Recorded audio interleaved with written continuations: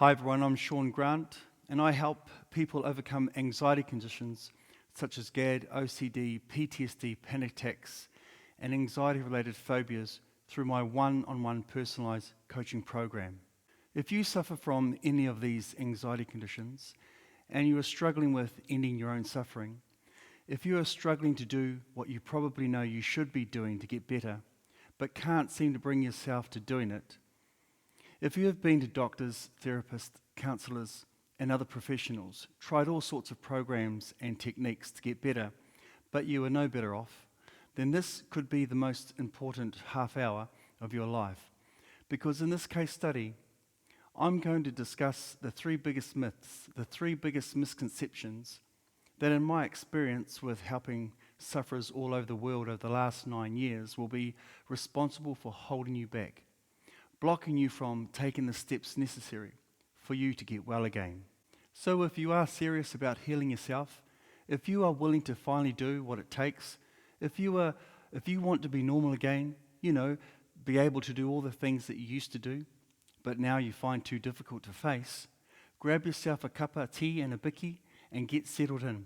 This is going to be a real eye-opener.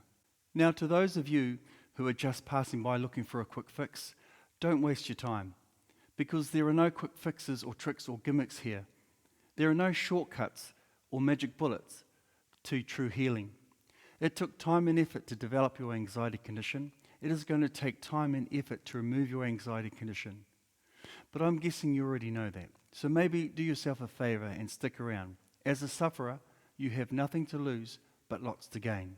Before I became well, before I finally cracked the code, these three myths, these misconceptions were responsible for holding me back from doing what I had been avoiding for years, from doing what I needed to do to get well. Think about this. Ultimately, the results that we have in our lives are the direct results of our choices and actions. Our actions are the direct results of our attitudes and thoughts, our habitual, predominant thoughts. And our thoughts are the direct results of beliefs that we harbor. Whatever you believe is true for you, whether that be right or wrong, true or false, you will act accordingly to your beliefs, and your actions dictate the results and outcomes in your own worlds. Your life moves in the direction of your beliefs. When I bought into these misconceptions, they dictated my attitudes and actions, and my actions kept me in a perpetual feedback loop of fear and prevented me from taking the right action, prevented me from doing what I needed to do. My beliefs became a self-fulfilling prophecy. And I'm willing to bet that if you are suffering right now, if you are struggling with making long-lasting changes, then you have bought into these myths, these misconceptions, and are responsible for keeping you stuck. They are the roadblock to your destination. The three myths, the three misconceptions that are getting in your way that I want to discuss today are: myth 1, the misconceptions about what's really going on. And they are that you suffer from a mental disorder or illness, your condition is separate from other conditions, you are doomed to this existence, and that you will never be well again. Bollocks. Myth number 2, the misconceptions around what you think you're afraid of are that your fears are real, and that the situation or thing that triggers your anxiety or panic is what you fear.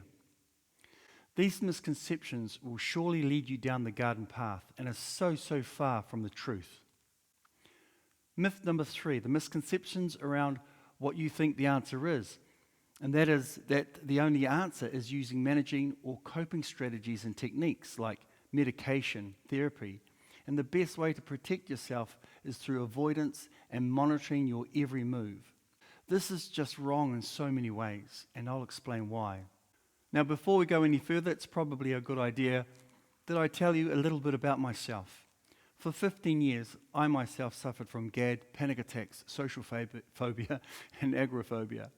My anxiety developed during my 10-year career in the New Zealand Police. This is me at 22 years old, 2 years into my police career, about 1 year before my very first panic attack. At the height of my suffering during the mid-2000s, my life was a real shit sandwich. I had destroyed several companies, losing a fortune and going bankrupt in the process. I was penniless and jobless. If it wasn't for my bestie, myself and my family would have been homeless. My relationship with Nikki, the beautiful mother of Finn and Huia, had turned pear-shaped, and I was also suffering from social phobia and agoraphobia. I was a weapon of mass destruction wherever I went during the height of my suffering. Now, fast forward to 10 years ago, after years and years of research and trial and error, and many, many setbacks and failures, and fueled by a huge why, my children at the time, Finn and Huia, I needed to sort my shit out. I finally cracked the code. I completely healed myself. About 9 years ago, I healed my first sufferer, a captain in the New Zealand Army suffering from social phobia. I then went on to develop my own program of healing, and since publishing my book, Attackpanic, 6 years ago, I have already helped thousands of sufferers all around the world heal themselves through my one-to-one coaching program. Today, I live an unrestricted life again, do all the things that I love and enjoy again. I follow my dreams and purpose in life. I am making massive contributions towards others by teaching them how to heal themselves of their own anxiety conditions. Now I'm living my dream of being and doing all the things that I used to do, all the things that I love to do, and all the things that I want to do, that once upon a time had become too difficult for me, without restriction or fear. In short, I know what I'm talking about. I know what you are going through. What you're about to hear is not bullshit. It's the real deal. It works if you work. It's not a magic bullet or a quick fix. It's the answer. I've been there, done that. I've been where you are. I know exactly what you are going through. And over the last 9 years, I've seen it all. I've helped sufferers from all walks of life, suffering from all of the various anxiety conditions. There is nothing that I haven't seen. And in that time, I have yet to meet anyone who was in such a bad and destructive state as I was. If I can change, anyone can change. The misconceptions around myth number 1 are that you have a mental disorder or illness. Your particular condition is separate to others and separate to other anxiety conditions. You are doomed to this existence. You will never be well again. Now, for many years during my suffering, I bought into the misconceptions that I did have something wrong with me, that I did have a mental illness, that I did need medication, therapy, and treatment. I plodded along for years, trying all sorts of treatments with failure after failure, under the belief that there is something wrong with me. After a while, I started to believe that I was doomed to this horrible existence.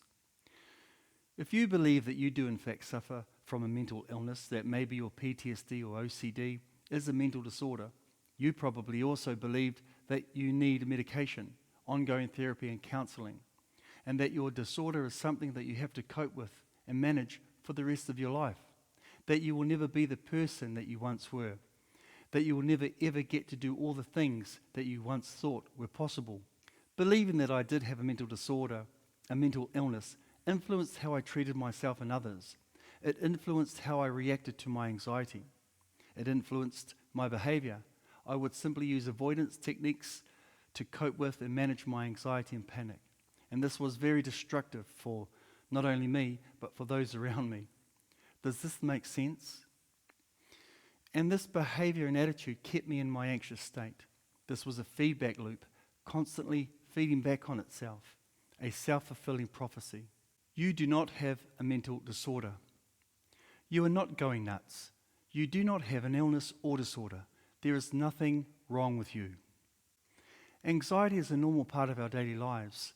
It is part of our primordial programming and is vital to our survival. Anxiety helps us to perform, to deal with real danger, and it is part of the problem-solving process, a call to action. There is nothing wrong with feeling anxious when there is an appropriate reason for it. Fluctuations between relaxed and anxious states throughout your day is perfectly healthy and normal. Now, if you are otherwise healthy and you respond with inappropriate anxiety or fears towards situations that do not warrant such a response, or you are behaving anxiously for no reason, then you have an anxiety condition, a programmed pattern of habitual anxious behavior. Nothing more, nothing more. and it's certainly not a mental illness or disorder. You must accept this belief if you stand any chance of being well again. That's right, you have nothing more than a bad habit. You have taught yourself to behave like this. It's a hard pill to swallow, I know, but just hang in there with me, okay? It is not a disorder or illness. It is a behavioral condition. And depending on all sorts of stuff like the initial catalyst that triggered your anxiety in the first place, the type of person you are, and the severity of your anxiety, your condition can manifest itself as GAD, PTSD, OCD, panic attacks, social phobia, or agoraphobia. If you have GAD, you will feel anxious and uneasy, even on edge, along with associated intrusive, negative, or even bizarre thoughts throughout your day, waking up during the night with anxious thoughts and flashbacks. Now, this is the same for a PTSD sufferer also, and in addition, PTSD sufferers may also react to everyday sounds and sudden unthreatening movements with completely inappropriate panic.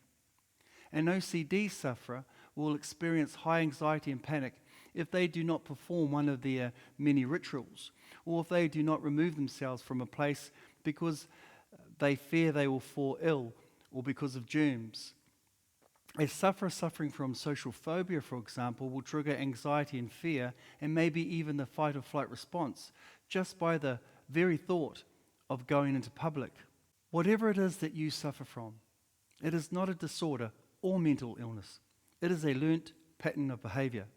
Anxiety or panic, the fight or flight response, is a perfectly normal and healthy response when there is a good reason for it. Yes, you are 100% responsible for teaching yourself to be anxious or react with fear or panic at inappropriate times. Now, to believe the opposite, to believe that you have a disorder or an illness, will do nothing but keep you trapped in your own suffering, trapped in your current feedback loop. It certainly won't set you free, and it certainly won't empower you to take the action that you need to take, as everything you will be doing will never address the cause of your suffering, which is underlying high anxiety. Remove the high anxiety, remove the habitual pattern of anxious behavior, and you remove your anxiety condition. When sufferers embrace this truth, they become set free, empowered to step up to the plate and start swinging, so to speak, to break that mental feedback loop. Your particular condition is not separate to the other anxiety conditions. Now, this may go against the grain of everything you have been led to believe, but just suspend your current beliefs for now and contemplate on this. Whether you suffer from or have been labelled with GAD, OCD, PTSD, and you also experience panic attacks or phobias, irrespective of how they manifested in your body, they are all the same thing: inappropriate, learned patterns of behaviour, a bad habit. I have personally been labelled with GAD, panic attacks, social phobia, and agoraphobia. Once upon a time, I believed this too. Hell, I could have easily been labelled with PTSD due to the trauma I was exposed to during my police career that triggered my anxiety condition in the first place, and I would have believed that too. We are all different, so high anxiety can affect us in different ways, and this can also depend on what the initial trigger for your high anxiety was, whether that may be ongoing stress and pressures or a one-off traumatic experience. If you are reacting completely inappropriately with fear or anxiety when you hear loud noises from behind, or sitting in the middle of a busy cafe causes you discomfort, for example, and when there is no threat, no need for such a response, this is not a disorder. This is a conditioned response, a programmed pattern of behavior, a bad one at that. If you suffer from PTSD, GAD, panic attacks, or social phobia, you will know exactly what I'm talking about. If you find relief from anxiety and bizarre thoughts by incessantly cleaning, or you are obsessed with keeping things in order, and if you don't, you start spinning out, that's not a disorder, that's a conditioned response, a bad habit, nothing more. If you suffer from OCD, you will know exactly what I'm talking about. And if you are plagued by anxious or even bizarre thoughts or even flashbacks, if you feel anxiety or a general sense of unease during the day for no good reason, this is not a disorder. This is a learnt pattern of behavior. If you suffer from GAD or PTSD, or someone who suffers from panic attacks, you will know exactly what I'm talking about. If you now avoid doing stuff, stuff that you once used to be able to do without a second thought, stuff that you used to love, but now you can't because you now find it too uncomfortable, too difficult. So now you avoid these once enjoyable, or at the very least tolerable situations. You don't have a bloody disorder that requires medication, therapy, or counseling. You have learnt to fear these situations for no valid reason. And when there is no real fear, this is a conditioned pattern of anxious behavior, nothing more. For example, maybe you now refuse to leave the house in the case of agoraphobia. Maybe you now avoid standing in a queue at a bank, going to social gatherings, talking to strangers, or sitting in the middle of a busy cafe. If you suffer from PTSD, social phobia, or panic attacks, you will know exactly what I'm going on about. Am I making sense? This is good shit, right? Think about this for a moment. Suspend your current beliefs just for now. The ones that are keeping you locked in your own living hell. Contemplate what I'm saying. Use your own experiences and insights, and you will see the truth in what I'm telling you. Hey, at the end of the day, I can't force you to believe in what I'm showing you. Believe it, don't believe it. It's your choice. I'm doing my part by sharing this life-changing information with you. Hold on to the belief that you have a mental illness or disorder and that your condition is a separate illness from other ones at your own peril. Dumping this belief was the first step in ending the suffering of myself and to date thousands of others around the world that choose to embrace this truth. Alrighty then, now that you understand and know that you are not going nuts, that you do not suffer from a disorder or mental illness, that you suffer from a behavioral condition, a bad habit, nothing more, then the next question is, what are you really afraid of? Well, that's what we'll cover right now in myth number 2. The misconceptions around myth number 2 are that your fears are real, that what you fear is a situation or environment that causes your discomfort or fear or panic or anxiety. I know in my own experience, and maybe by now you'll be able to relate to this too, that when I bought into these misconceptions, I was using completely the wrong approach to taking care of myself, to try and heal myself. I was digging for gold in all the wrong places. For example, I thought avoiding my anxiety-provoking situations altogether, or making sure that I had a whole bunch of coping strategies and techniques that would help me manage my anxiety, help me make it through a difficult situation, was the only answer, the best and only way to take care of myself. Because I believed that I feared the situations or events that triggered my anxiety, I focused on ways to avoid those situations. And sure enough, I stopped my anxiety and panic momentarily, but I wasn't addressing the real problem. I wasn't addressing what I actually feared. I was barking up the wrong tree, and as long as I was doing that, I was never going to get better or get my life back. Does that make sense now? What is it that you think you fear? Do you avoid certain situations that provoke your anxiety? Do you spend a lot of time worrying about an upcoming situation or event that causes you anxiety or panic? Do you plan all sorts of strategies and techniques or use other safety crutches to help you cope or manage your fears and anxiety? Now, all you are doing here is trying to protect yourself, and I get that more than anyone else. You're doing the best you can, doing what you believe you have to do to take care of yourself. And you're doing this because you don't know any better.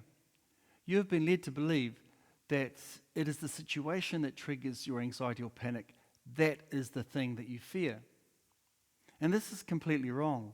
The situation or event that provokes your anxiety or fear is not the problem.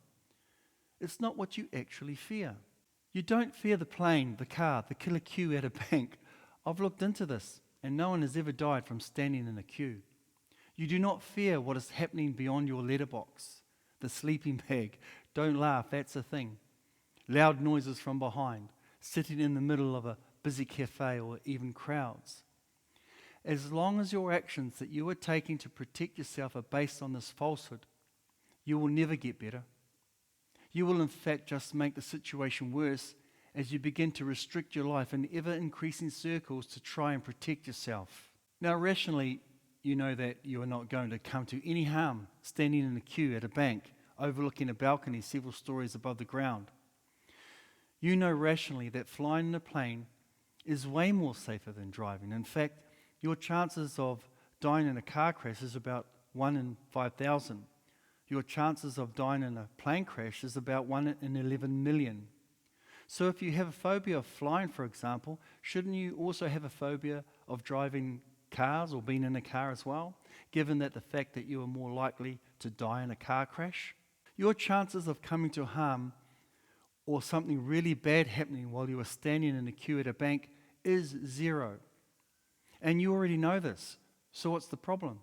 Your chances of coming to harm while standing on a perfectly sound and solid balcony several stories up is also 0. Unless you jump, of course, but that's another story.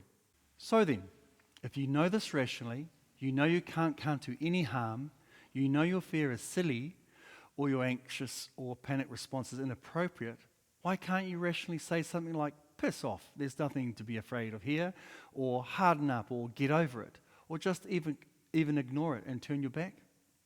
Because focusing on the situation is not focusing on the problem, not dealing with what you actually fear.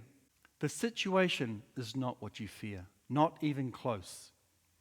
You fear the seemingly out of control, anxious, fearful, and uncomfortable sensations, not the situation. You fear the fear. I'll say this again. What you fear is not the situation that triggers anxiety or panic. It's the sensations themselves that you are fighting with, running from, trying to avoid. And of course, telling yourself that it's just a queue is not going to stop anything, because this external factor is not what you are running from, resisting, fighting. You end up getting more and more wound up and frustrated. Now, these sensations are a false alarm. In fact, these are the very same sensations that you experience when you're in a state of excitement, when you are riding on a roller coaster, for example, when you are playing your best mate at squash and it's a real grudge match. Hell, even drinking a cup of coffee can produce the exact same sensations. Horrible, yes. Uncomfortable, yes. Harmful, no. They are, however, part of a programmed pattern of behavior. You have taught yourself to react this way. Up until now, you focus on avoiding or coping with the situation or telling yourself that it's just a cue. But all the while, the habitual anxious sensations in the background are getting more and more intense, causing you more discomfort and fear. And instead of dealing with the harmless sensations, the false alarm, you focus on the external factors, your situation. You are digging for gold in the wrong place. You are barking up the wrong tree. You are not dealing with the cause. This must be making sense now. It's your interpretation of the sensations that's the problem. You consciously react with resistance, with fear, doing whatever you think you have to protect yourself. And this conscious response actually makes the sensations and thoughts even more uncomfortable and horrible. But it is a conscious choice you are making to react with fear and resistance. Let me say this again, because this is a huge aha for you. All you fear are the horrible and uncomfortable but harmless sensations of anxiety or panic that these situations trigger, not the situation. All you fear are the intrusive and worrying anxious thoughts that keep popping up from out of nowhere. That's it. That's it. Up until now, you do everything you can to either cope with or manage the situation or avoid it altogether. And this makes things worse because you focus on dealing with the situation that triggers your anxiety or panic itself. But the situation is not the problem. That's not what you fear. You fear the sensations themselves. So instead of addressing the problem, what you actually fear, which are the uncomfortable but harmless sensations and thoughts, you just let them run riot as you focus on trying to contain the wrong thing. Does that make sense now? Stop and think about this for a while. You have your exit strategies and safety crutches in case you get anxious or panicky when in a social situation, for example. You cross the road to avoid council workers who are working on a sewer pipe, or you refuse to eat in a food court because you think you will come to harm from germs. You sit with your back against the wall in a cafe to protect yourself from danger or threat that doesn't exist. All these actions might make you feel better in the moment by managing the triggers, but they are not addressing the real problem. And over time, your anxious sensations get worse and worse. You are not scared of people, a sewer pipe, a food court, a cafe. You are scared of the uncomfortable sensations of fear that your particular situation triggers. And they are a false fear, a false alarm, a ghost.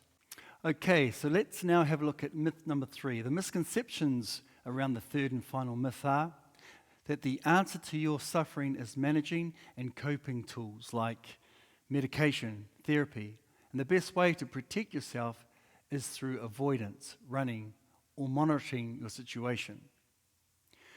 Your conscious attitude is all you need in hot moments during panic and high anxiety, and to remove the underlying habitual anxious patterns of behavior.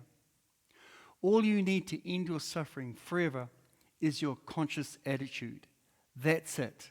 You might be thinking now, come on, Sean, are you trying to tell me that after all the years of suffering, the destructive and restrictive effect it's had on me and those around me, after all the years of therapy, counseling, and medication programs, that the answer to ending my suffering sits squarely with me, my attitude?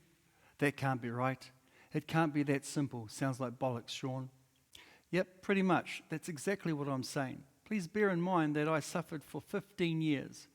I know what you're going through. I've been there and done that. I cracked the code, and for the last 9 years, I've been helping others all around the world heal themselves.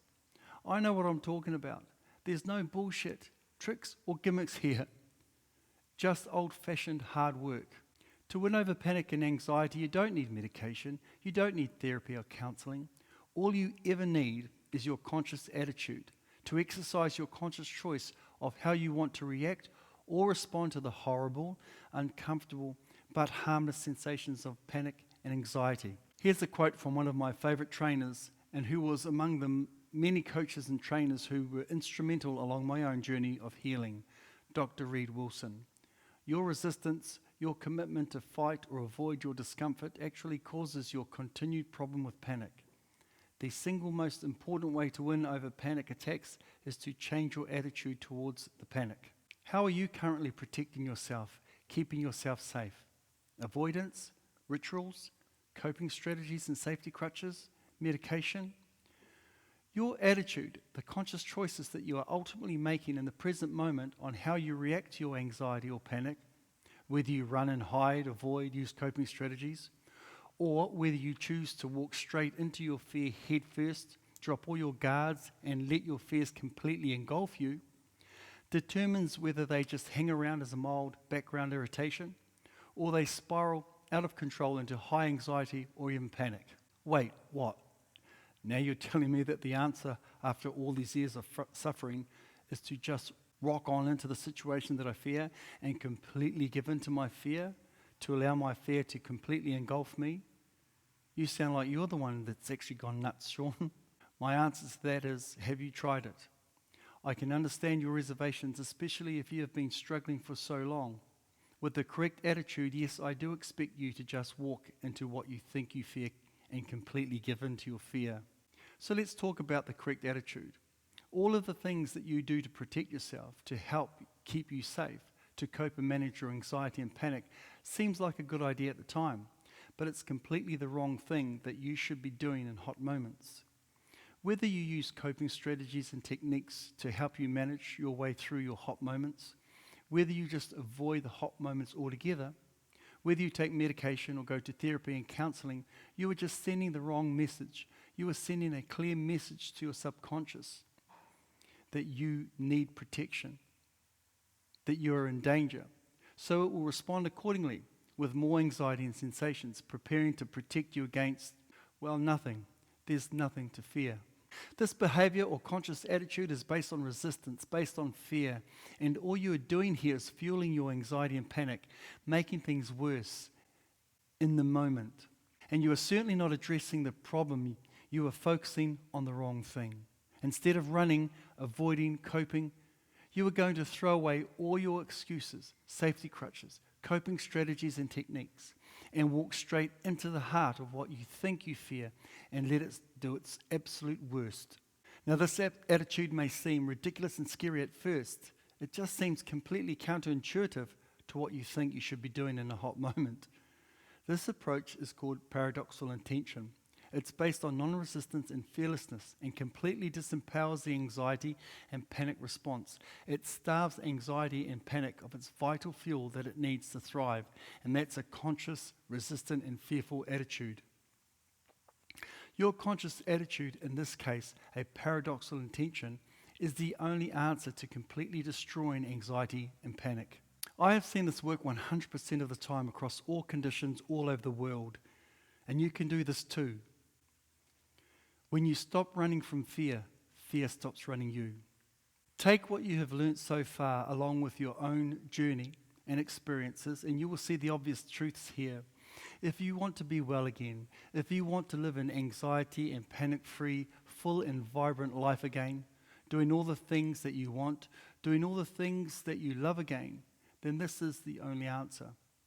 Everything you have been doing up until now to try and protect yourself have just made your suffering worse because your actions have been based on false beliefs and misconceptions. Is it any wonder you find yourself stuck in an awful state of anxiety and maybe even panic? You do not need medication.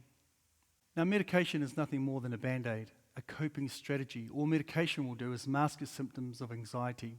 The effects, it will not address or remove the cause because it doesn't address the cause, only the symptoms. Your anxiety condition is a learnt pattern of habitual behavior. You develop this through behavior and action. The only thing that can remove it is behavior, action, practice, and perseverance. Medication does not address the cause. Does that make sense? This has to be making sense by now. Medication will make you feel better in the moment, of course, but it will not make you better. Medication will not remove a bad habit. Only action will. Take the right action and remove the bad habit. You do not need therapy and counseling. Now, before you give me shit, of course therapy and counseling is very important in the right application. But when it comes to anxiety conditions, therapy and counseling do not address the cause, which is, yes, you guessed it, underlying high anxiety. Therapy and counseling will make you feel better in the moment, but they will not make you better. You do not need coping strategies and techniques to manage your illness. Managing and coping with your anxiety, whatever the severity, whatever you have been labelled with, deals with the effects, the uncomfortable sensations and intrusive thoughts, not the cause. You come up with all sorts of coping strategies and techniques in order to help you manage your condition, in order to help you function during the day. Strategies and techniques can include things like taking medication or even having a bottle of pills in your bag just in case things get too hot, planning a quick exit route, taking a friend, even avoiding situations altogether just in case something really, really bad happens, or incessantly cleaning or organizing things, for example. And because your coping and avoidance strategies and techniques tend to help you manage your anxiety, you think you're doing the right thing, right? Of course, it seems like the right thing to do, and it's exactly what I used to do too. But coping and avoidance techniques is a behavior based on fear, based on resistance. And this kind of behavior certainly only serves to strengthen your condition. Not to mention you're not addressing the cause. As I've said many times before, I suffered for over 15 years myself, so believe me, I know how hard it is to not only get started, but to do what you have to do. It takes practice and perseverance to change any habit, especially behavioral habits, especially habits based on fear, a false fear. It takes courage to do what you have been avoiding for so long. It takes courage to throw away all your coping strategies and techniques, safety crutches, medication, therapy and counseling that you have relied on to protect yourself for so long, and completely give in with a non-resistant, fearless attitude. I had to break through the same barriers that you are going to have to get where I am today. If I can do it, if sufferers all around the world from all walks of life, suffering from all of the different various anxiety conditions that I teach can do it, then so can you. Trust me, I understand exactly what you are going through and how hard it is to start. But I'm sorry to say there's no other way. There's no way around it. If you truly want to get better, to heal yourself, you will have to do what you don't want to do. You will have to do what you have been avoiding for so long. So there you go. I hope you got a lot out of this case study. Now you can move forward knowing that you haven't gone nuts, that all you have is a bad habit, nothing more, that what you actually fear is not the situation that triggers anxiety and panic, but the uncomfortable but harmless sensations themselves. You can start right now and begin to respond to your false fear, your false alarm, your ghost, with nothing more than a conscious present moment attitude.